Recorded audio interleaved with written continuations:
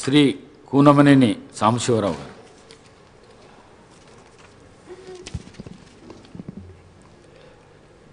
శ్రీ ప్రసాదరావు గారికి ఈనాడు 3వ శాసనసభ స్పీకర్గా బాధ్యతలు చేపట్టిన మీకు నా తరపున మా భారత కమ్యూనిస్ట్ పార్టీ తరపున హృదయపూర్వక శుభాకాంక్షలు.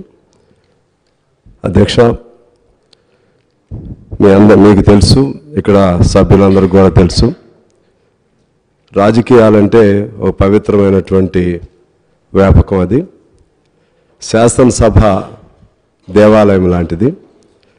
బయట ఎన్నున్నా దేవాలయంలో ప్రవేశించేటప్పుడు చెప్పులు బయట వదిలి ఎలా లోపలికి వెళ్తామో, శాసనసభలోకి ప్రవేశించేటప్పుడు విడివిడి ఆలోచనలు, వేరువేరు ఆలోచనలు ఉన్న వాటన్నిటినీ బయట వదిలేసి ప్రజలకు సంబంధించి ప్రజాస్వామ్య పరిపుష్టి కొరకు అందరం లోపలికి రావాలి.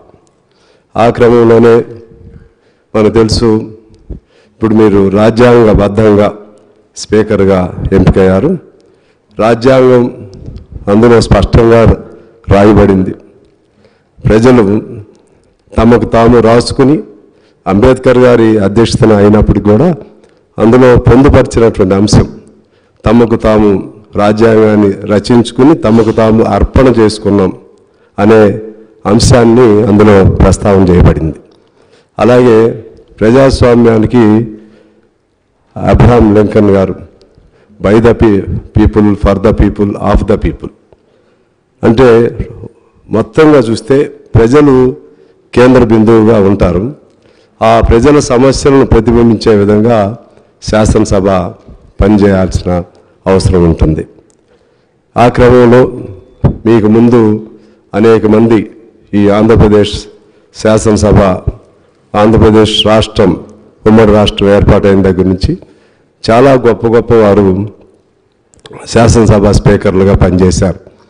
ఐదేవర కాళేశ్వరరావు గారి దగ్గర నుంచి ఇప్పుడు శ్రీపాదరావు గారు కానీ, లేకుంటే ఈ మధ్య కాలంలో మన సురేష్ రెడ్డి గారు కానీ, మనోహర్ గారు కానీ, ఇంకా అనేక మంది, చాలామంది వారి వారి విలువలతో కూడినటువంటి అధ్యక్ష శాసనసభ అధ్యక్షులుగా వారి వారి విలువల్ని ఇక్కడ పోగు చేసి తద్వారా ఈ శాసనసభ నిర్వహణకు ఒక అందం, రూపం కల్పించారు. వారిని మీరు అధ్యయనం చేయాలని, వారి అడుగుజాడల్లో నడిచి శాసనసభకు మరింత వన్నె తీసుకురావాలని కోరుకుంటున్నాను. అలాగే మాలాంటి పార్టీలు, చిన్న పార్టీలు, బయట మాకు లక్షలాది మంది అభిమానులు ఉన్నా శాసనసభలోకి వచ్చేసరికి ఇది ఒక ఘట్టం. ఒక్కళ్ళమే కమ్యూనిస్ట్ పార్టీగా రావటం అనేది ఒక విచారకరమైన ఘట్టమే మాకైతే. అయినా సరే మీరు ఇక్కడ మీ సాంకేతికతను బట్టి సమయాన్ని కేటాయించడం అనే అంశం కాకుండా ప్రజలకు సంబంధించినటువంటి సమస్యలు వచ్చినప్పుడు ఆ సమస్యల ప్రస్తావన చేయటం కోసం తగు సమయాన్ని మాకు కూడా కేటాయించాలి. అలాగే ఇరు వర్గాలు కూడా, అటు అధికార పక్షం ఇటు ప్రతిపక్షం ఇరువురు కూడా, సహజంగా మనం చాలా సభలు చూసాం, ఆవేశాలు, ఉద్రిక్తతలతో అన్పార్లమెంటరీ లాంగ్వేజ్ ఇటువంటివి కూడా వాడుకున్న సందర్భాలు కూడా చూసాం.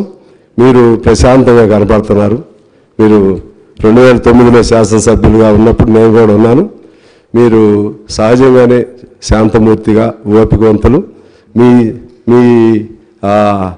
మీరు మీ ముఖ కవళికల ద్వారానే, మీ కను సైగల ద్వారానే అందరూ కూడా ఆవేశాలు కూడా సద్దుమణుగుతాయని ఆశిస్తూ, ఆ విధంగా ఒక పరిపూర్ణమైనటువంటి స్పీకర్గా గొప్ప పేరు ప్రఖ్యాతలు మీరు పొందాలని కోరుకుంటూ, ఆశిస్తూ, అభిలషిస్తూ మీకు మనస్ఫూర్తిగా అభినందనలు తెలియజేస్తా ఉన్నాను.